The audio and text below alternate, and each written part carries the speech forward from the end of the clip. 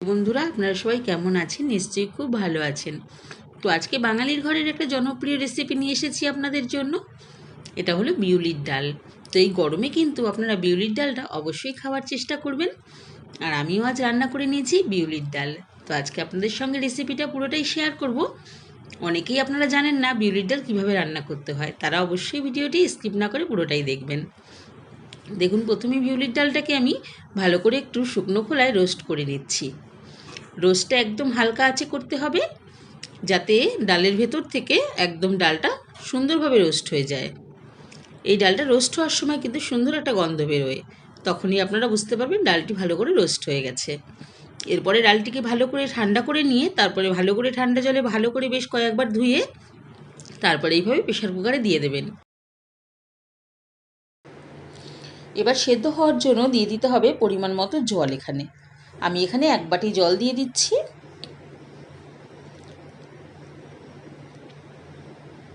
এরপর প্রেশার কুকারটা ভালো করে বন্ধ করে 3 থেকে 4টে সিটি দিলেই ডালটা খুব সুন্দরভাবে সেদ্ধ হয়ে যাবে।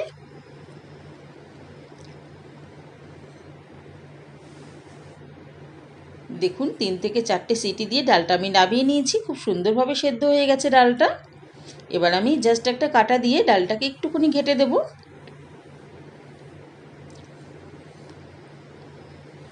যাতে একটু ঘন হয় তার জন্য। এবার এই ডালটার মধ্যে মিশিয়ে দেব হলুদ আর দিয়ে দেবো নুন। এবার ডালটা আরেকটু পাতলা করবার জন্য আরও 1 বাটি জল দিয়ে নিলাম, মিশিয়ে নেব আর একটু ঘেঁটে দেবো ডালটা। এই ডালটা একটু গোটা গোটা থাকবে আর একটু ঘন থাকবে। এবার সম্বারের জন্য দিয়ে দিচ্ছি কড়াইতে তেল। আপনারা যা তেল রান্না ইউজ করেন সেই তেলই ব্যবহার করবেন রান্না। আমি এখানে সাদা তেল ব্যবহার করেছি। দিয়ে দিচ্ছি একটা তেজপাতা, 2টো শুকনো লঙ্কা দিয়ে দিলাম আর দিয়ে দিচ্ছি ফোড়নে মৌরি।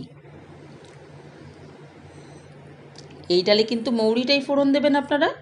ভালো করে ফোড়নটাকে ভেজে নিয়ে সুন্দর করে মৌরির যখন একটা সুন্দর সেন্ট বেরিয়ে আসবে, তখন বুঝবেন যে সুন্দরভাবে ফোড়নটা ভাজা হয়ে গেছে। এবার এখানে আমি একটু কাঁচা লঙ্কা আর আদা বাটা দিয়ে দিচ্ছি। কাঁচা লঙ্কাটা চাইলে আপনারা এখানে গোটাও চিড়ে দিতে পারেন, আমি এখানে একসাথে বেটেই নিয়েছি। একটুখানি ধুয়ে জল দিয়ে দিলাম এর মধ্যে। বেশি ভাজার খুব একটা দরকার নেই, একটু হালকা ভাজা করে ডালটাকে আমি এখানে সম্বার দিয়ে নেব।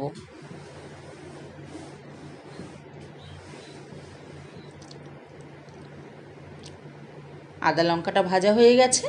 এবার আমি ডালটা এর মধ্যে দিয়ে দিচ্ছি। এই সময় আবার গ্যাসের ফ্লেমটাকে খুব হাই করে দিতে হবে।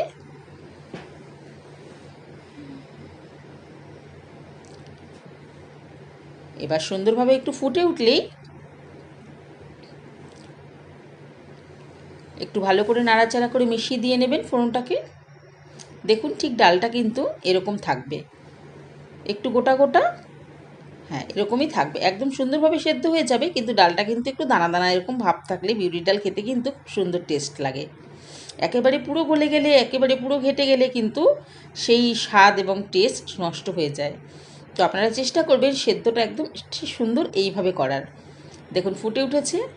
এবার আমি এর মধ্যে দিয়ে দেবো 1/2 চামচ মতো চিনি স্বাদের জন্য। বিউলির ডাল, মুগ ডাল, মটর ডাল এগুলোতে কিন্তু একটু মিষ্টি মিষ্টি স্বাদ বেশ ভালো লাগে। দেখুন কত সুন্দর হয়েছে দেখতে, এবং এই ডালটা কিন্তু অসাধারণ লাগে খেতে।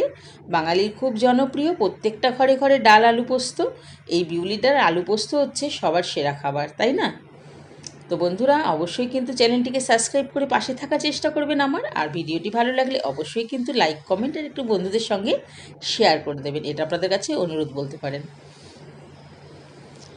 তো বন্ধুরা, চিনি দিয়ে দিলাম। এবার একটু ডালটাকে 2 মিনিটের জন্য ফুটিয়ে নেব, তাহলেই কিন্তু ডালটা সুন্দরভাবে তৈরি হয়ে যাবে। আর এই ডালটা গরম গরম ভাতের সাথে খেতে আলু পোস্ত দিয়ে কিন্তু খুব সুন্দর লাগে। অবশ্যই আপনারা বাড়িতে বানিয়ে খেয়ে দেখবেন। এবং আমার প্রত্যেকটি রান্না আপনাদের জন্য তৈরি করা, আপনারা প্রত্যেকটা রান্না একটু ওয়াচ করবেন প্লিজ। আর লাইক, কমেন্ট, শেয়ার অবশ্যই করবেন। বন্ধুরা, এরকম সুন্দর সুন্দর রান্না পেতে অবশ্যই কিন্তু আমার চ্যানেলটিকে একটু সাবস্ক্রাইব করে রাখবেন প্লিজ। দেখুন, হয়ে গেছে আমার বিউলির ডাল, আমি নামিয়ে নিয়েছি। খুব সুন্দর দেখতে হয়েছে এবং খেতেও কিন্তু ভীষণ স্বাদ হয়েছে। আমি একটুখানি মুখে দিয়ে দেখেছিলাম নুনটা জাস্ট, তো খেতে কিন্তু অসাধারণ হয়েছে, অসাধারণ লাগছে খেতে। এবং এই বিউলির ডাল থেকে সুন্দর একটা গন্ধ বেরোয়, যেটা খুব সুন্দর লাগে গন্ধটা। তো বন্ধুরা, আবার আপনাদের কাছে আসবো আগামী দিনে নতুন নতুন রান্না নিয়ে। এবং আপনাদের যদি কোনো রান্না আমার কাছে দেখার ইচ্ছে হয়, অবশ্যই কিন্তু কমেন্ট বক্সে জানাতে পারেন আপনারা। ভালো থাকবেন, সুস্থ থাকবেন। আবার আপনাদের সঙ্গে দেখা হচ্ছে আগামীকাল।